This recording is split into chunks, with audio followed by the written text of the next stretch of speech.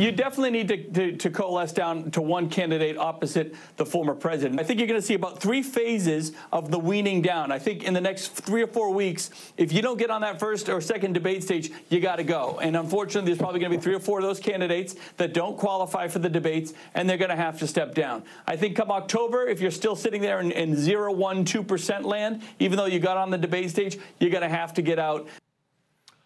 All right, that was New Hampshire Governor Chris Sununu talking about the kind of thing that Mitt Romney's been talking about, other prominent Republicans have been talking about clearing the stage to find a viable alternative to Donald Trump if you don't want Donald Trump to be the nominee. Right now, he's the runaway favorite for that, given the latest polls. I wonder how Asa Hutchinson feels about all of this back and forth. A presidential candidate, the former 2-term governor of the beautiful state of Arkansas. Governor, good to have you.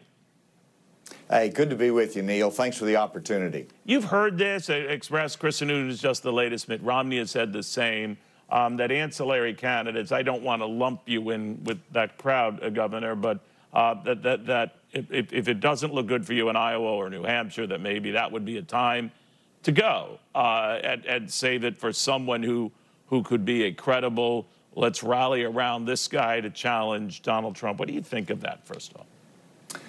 Well, time will tell, but Iowa is very important in that process, and that will be the first winnowing of the candidates, and then New Hampshire and to South Carolina. But it also is important to get to Super Tuesday, which is in March. And so Mitt Romney, who I have great respect for, mentioned that, the end of February, after the first 4 states, we ought to slow everything down or candidates ought to drop out. Well, it'll narrow by itself. Let's don't set artificial time frames on it. All the candidates are going to evaluate it and make good decisions as to what they need to do. You know, Governor, you did not encounter, even though you've been very critical of the former president, anything like the jeers that former Congressman Will Hurd got when he was, you know, saying what he thought about the former president and that it would be a mistake to nominate him. I'm paraphrasing here, but I wonder, is it because you didn't make the former president a focus of your remarks, and how do you walk that line as this race goes forward? Well, last night was terrific. Over 1,000 people there of Iowans. I made my case. We had 10 minutes apiece, and I said these are serious times that we face in America, and we need serious leaders. And of course, I talked about my background that sets the stage for a serious leader to lead this country. And then secondly, I did mention Donald Trump. And I said that whenever the Iowans vote in the caucus next year, which is less than 6 months from now, they're going to have to decide about someone who's under multiple indictments. And they have the first chance to move away from Donald Trump. And so I did mention it, but I did it in a way that made sense to Iowans, I hope, that it just emphasizes the strange world that we're in, and they're going to have to make some tough decisions and realize we need to move a different direction. You know, Chris Christie, as you know, Governor, opted not to go to Iowa. He's been very critical of the former president. I don't know if that were among the reasons why he didn't show up. He's focusing a lot in New Hampshire, as you know. But he did mention kind of what you just touched on there, the anomaly of a candidate who could have a whole bunch of legal problems. I want you to react to Chris Christie with me yesterday. I looked at that superseding indictment yesterday, and it tells me one very clear thing. They have a cooperating witness, at least one, maybe 2, from inside the Trump organization that are cooperating and providing them with information that is in the indictment against the former president. And so this is, again, things that he brought on himself.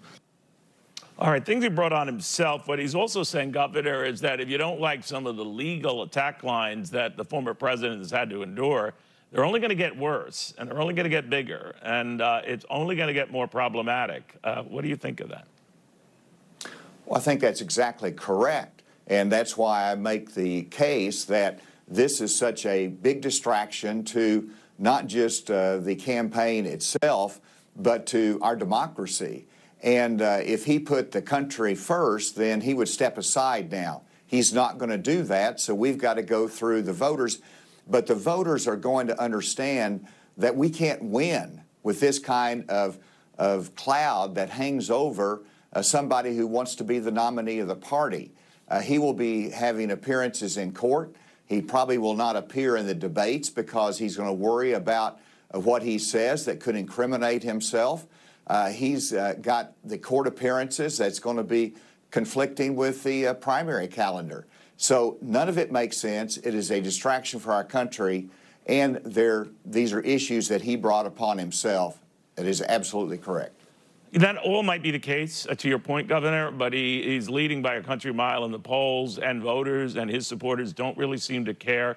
What's remarkable as well is in some of these polls, not all of them, to your point, sir, but in some of them, he leads Joe Biden, even with all that legal baggage. So that's not accurate to say that he couldn't win the White House back, right? Well, you have to look at the polls, and you're right. In some of the polls, he's beating Joe Biden. But he lost the 2020 election. We lost under his leadership in 2022 because he brought on different candidates and he couldn't bring in independent voters. And so that's the reality that will set in over time. And so I do think the polls are artificially high right now. We've got to think through this. Republicans will do that. Iowans will do that. And it'll start in Iowa. And that's the case I made last night. How do things look for the debate? Listen, we're going to be there. I'm just so encouraged with the number of donors that are coming in every day. And so we've got to have 40,000 donors. We've already met the requirement for the polling nationally. And so we just got to have those 40,000 donors. It's asa2024.com. Everybody can help us get there. Yeah, I should have known that you might mention that. Governor, very good seeing you again. Thank you, Neil. Appreciate it. Governor Asa Hutchinson on all of that.